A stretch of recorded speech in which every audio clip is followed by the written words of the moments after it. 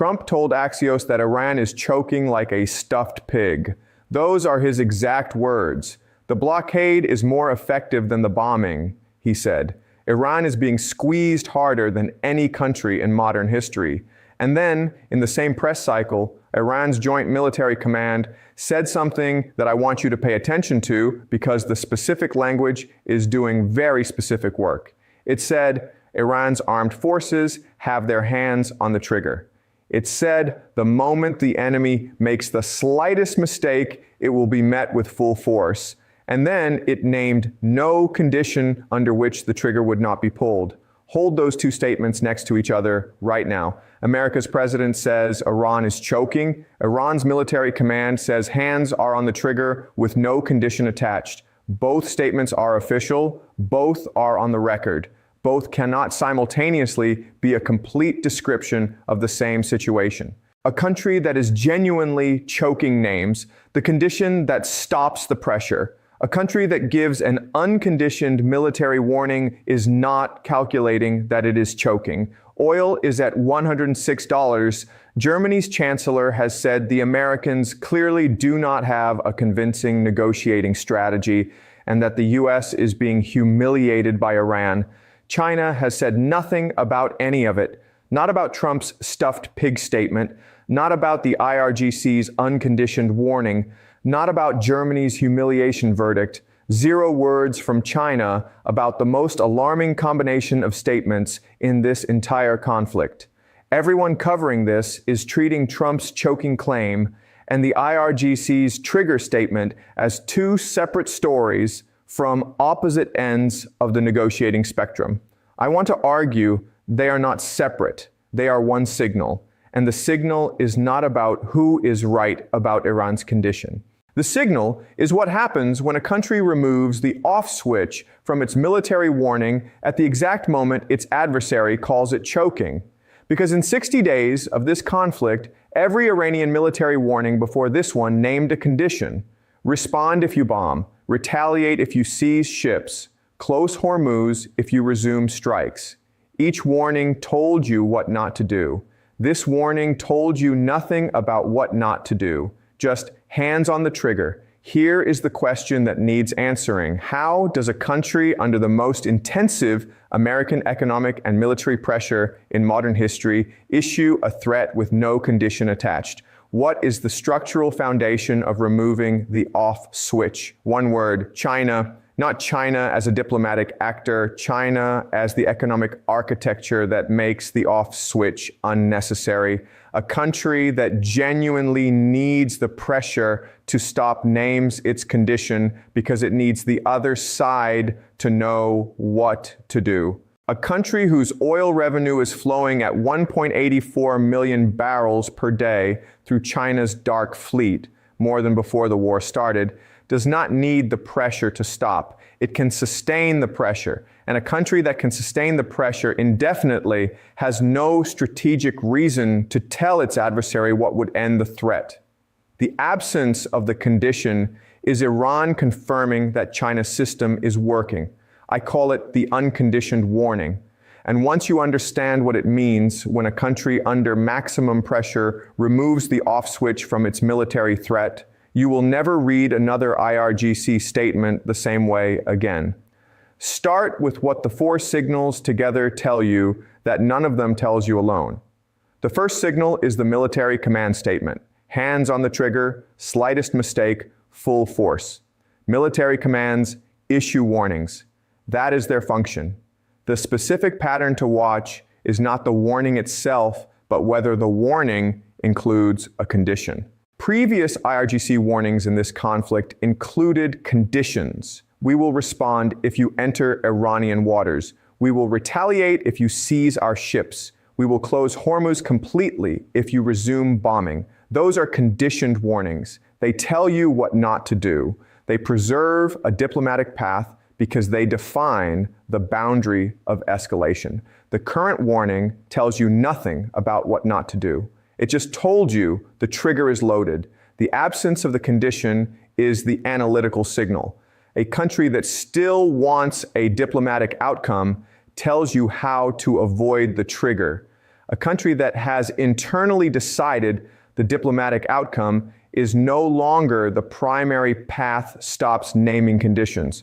The warning without a condition is the warning that has moved from threat to description. The second signal is Parliament's Hormuz Declaration, not a negotiating position, an order from the leadership. The specific language matters here. Iran's deputy parliament speaker said this is an order from the leadership. In Iran's political structure, the leadership means the Supreme Leader's Office and the IRGC command, the institutions that operate above the elected government, above the president, above the foreign minister, above the diplomatic faction entirely. When Parliament quotes the leadership on a specific military strategic decision, it is confirming that the decision has already been made at the highest level of Iran's non-elected power structure. This is not a negotiating position that can be softened by Araghchi in a back channel. It is a directive from the command structure that controls Iran's military assets. The diplomatic faction cannot walk it back because the diplomatic faction did not issue it. The third signal is the forced unity statement. Both Pezeshkian and Ghalibaf posting identical language on the same day, erasing the moderate hardliner distinction. America's entire negotiating strategy has been built on the premise that Iran has a diplomatic faction capable of making and keeping commitments. The assumption is that the diplomatic faction can bring the IRGC to accept a deal if the terms are right. The forced unity statement removes that assumption publicly. When both the president and the parliament speaker post the same message on the same day, we are all revolutionaries. There are no moderates here. They are telling America that the distinction it has been negotiating toward does not exist in its current form. There is no separable moderate faction with independent authority. There is one Iran. It is revolutionary, and it gave a military warning with no off switch. The fourth signal is the timeline. All four of these statements arrived together that Trump called Putin and the Kremlin announced Russia has nuclear proposals for Iran. The coordination of Iran's unified hardline messaging with Russia stepping publicly into the nuclear broker role is not coincidental timing. Iran knows Russia has proposals. Iran knows that Russia's proposals give Iran an exit from the nuclear question that does not require surrendering anything to America. Iran's unified hardline messaging tells you what Iran has decided to do with that knowledge. Not soften its position toward America, but harden it publicly while pursuing Russia's alternative privately. The IRGC's unconditioned warning and Russia's nuclear proposals are not contradictory. They are Iran running two tracks simultaneously, the public track that projects strength and the private track that preserves the Russia exit option. The dual tempo strategy operating at its most precise. And China has been watching both tracks run simultaneously for 60 days. Now, the historical parallel China is running. Because China has seen this exact combination of signals before and knows what it has produced. The parallel is not the Cold War and it is not Vietnam. The parallel is July 1941 and the months that followed. When the United States imposed a total oil embargo on Japan, Japan was dependent on American oil for roughly 80% of its military fuel. The American calculation was identical to today's. Cut off the resource. The opponent cannot sustain operations. The opponent negotiates. America wins without firing a shot.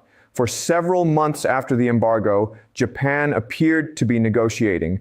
Tokyo sent delegations. Japan's foreign minister met his American counterpart repeatedly. Proposals were exchanged. The diplomatic signals said one thing. The inward signals said something else entirely. During the entire period Japan appeared to be negotiating, Japan was simultaneously turning its economy inward, redirecting industrial output toward domestic military production, securing alternative fuel sources in Southeast Asia, and preparing its population for self-sufficiency. And Japan issued no statement telling America what condition would end the crisis. Japan negotiated without naming an off switch. The American analysts of the time read Japan's diplomatic presence as evidence of continued willingness to reach an agreement. They were reading the diplomatic track. They were not reading the inward track. And on the morning of the attack, Japan made its most dangerous move while its ambassador was still delivering a diplomatic message in Washington. I am not saying Iran is about to attack an American base the way Japan attacked Pearl Harbor. I am saying the unconditioned warning has a specific signature in the historical record.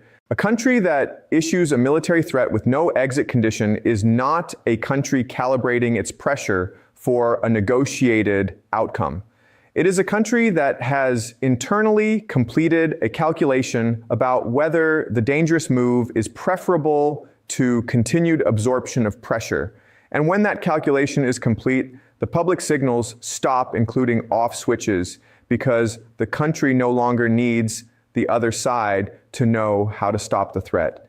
The threat has become a description of what is coming rather than a warning about what to avoid. Iran's inward signals today are specific. Iran halted its petrochemical export sector.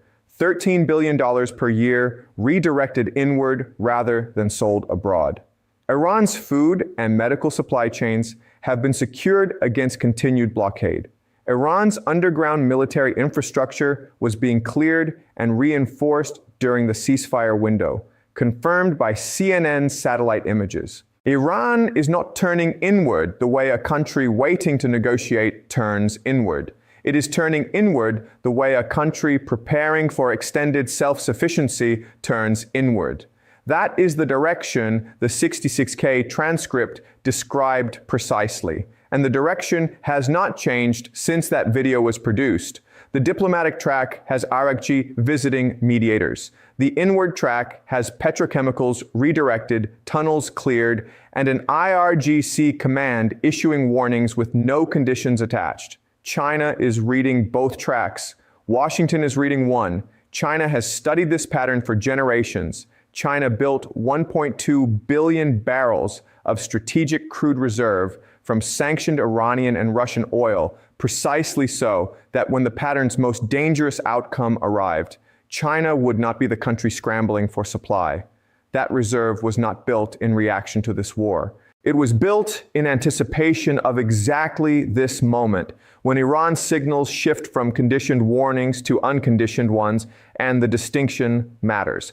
Now, what America is reading and why the reading matters. Washington is reading Iran's unified hardline messaging as domestic political management. Pezeshkian and Ghalibaf posting the same statement is Iran's government managing the IRGC's internal pressure by publicly demonstrating unity. The military command's warning is the IRGC asserting its institutional position. Parliament's Hormuz declaration is the hardline faction performing for its domestic audience. The diplomatic track continues through Pakistan. The back channels are still running. The unified statements are the noise. The back channels are the signal. Washington's reading has internal logic. Iran's diplomatic faction has continued to engage. Arakchi told Pakistan's mediators, Tehran intends to engage until a result is achieved. Iran sent a revised offer within 10 minutes of Trump canceling Witkoff's Pakistan trip, a revision Trump himself called much better. The diplomatic motion is real. The 80% progress from Islamabad round one is real. A country committed to the Japan path does not send revised offers in 10 minutes. It does not send its foreign minister to Islamabad twice in a week. The diplomatic faction is still functioning. But here is what Washington's reading cannot account for. Ghalibaf is gone. The man who led Iran's delegation through 21 hours of Islamabad talks, who came within inches of a memorandum of understanding by his own account, has been replaced by Saeed Jalili. Jalili is not a technocrat who understands nuclear arrangements.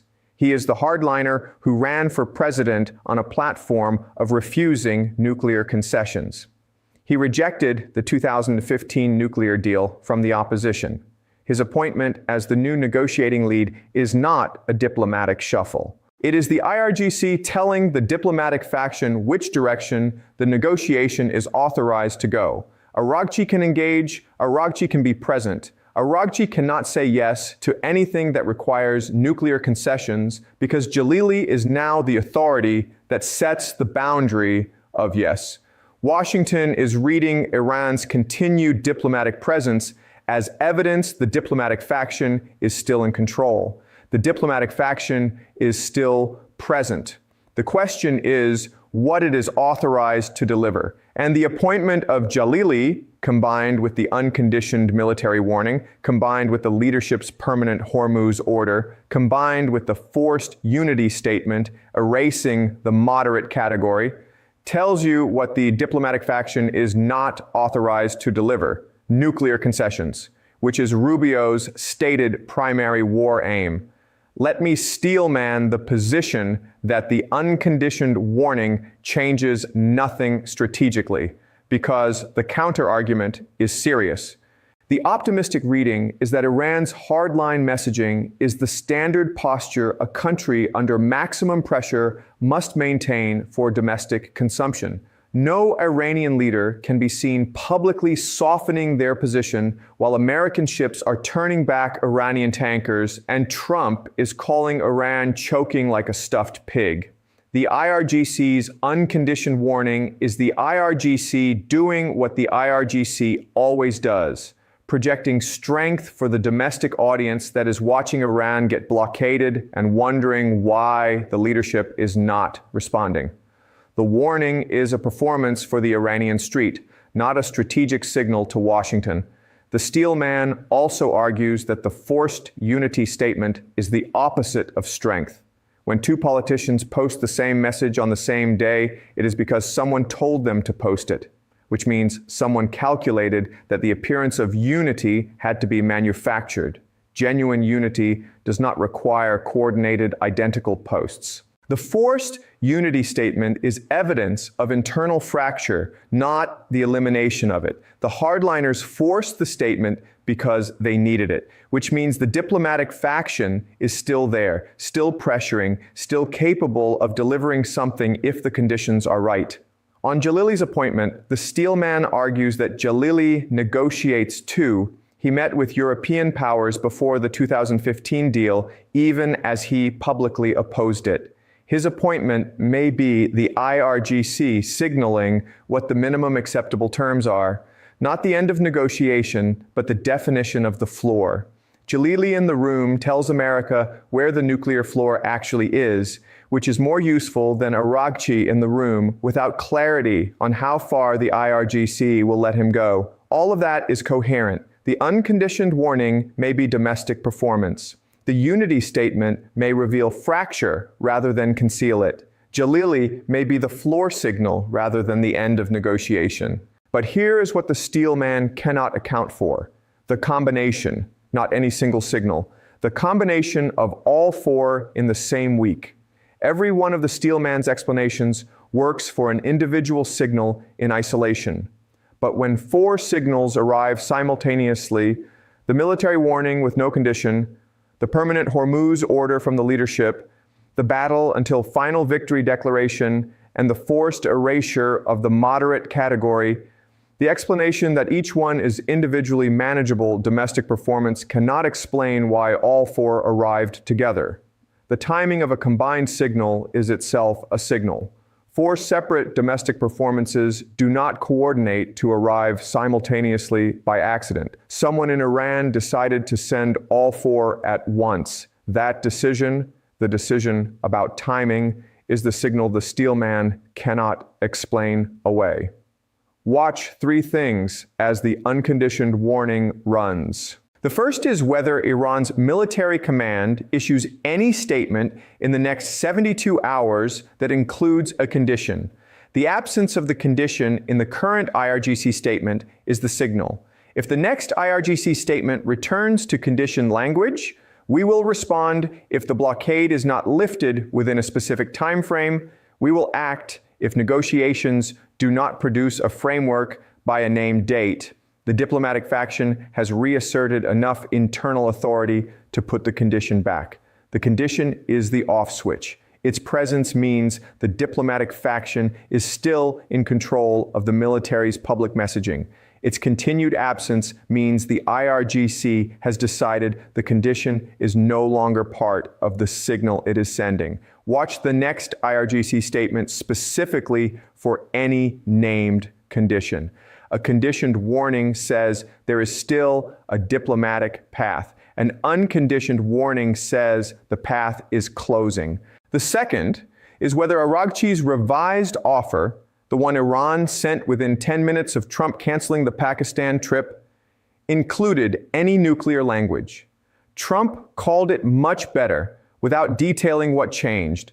If what changed was any nuclear dimension, a formulation on enrichment timeline, a reference to third-party custody, any language about Iran's 440 kilograms of enriched uranium, then Iran moved on nuclear in the private channel at the exact moment its public channel was issuing unconditioned military warnings.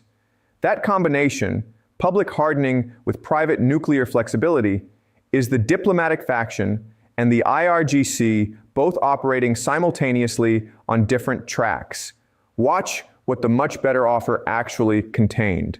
That content, if it surfaces, tells you whether Iran's two governments are still running different strategies or whether the IRGC has unified them into the battle until final victory track. The third is what China says or does not say in the next week about Iran's military messaging.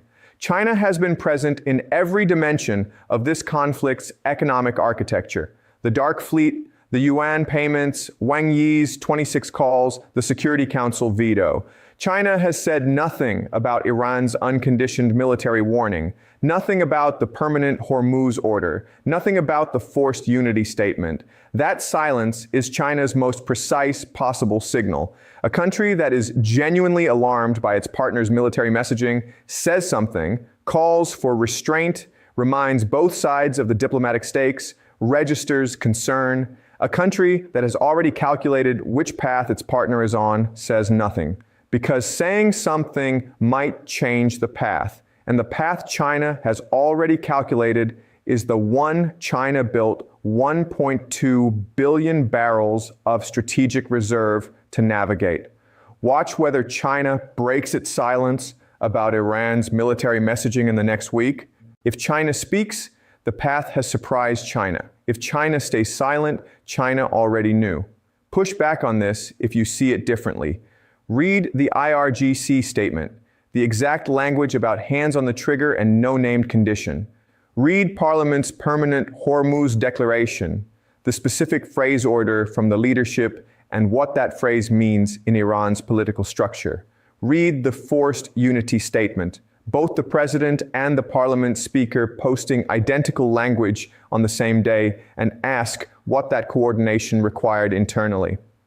Read Jalili's history, his public opposition to the 2015 nuclear deal, his presidential campaigns on the platform of refusing concessions, and then ask what his appointment as negotiating authority means for Araghchi's room to maneuver. And then ask the question the coverage is not asking. Iran warned the fire can start anytime. Iran named no condition that stops it. China has said nothing. Which of those three facts tells you the most about what China has already calculated about where this war is going next?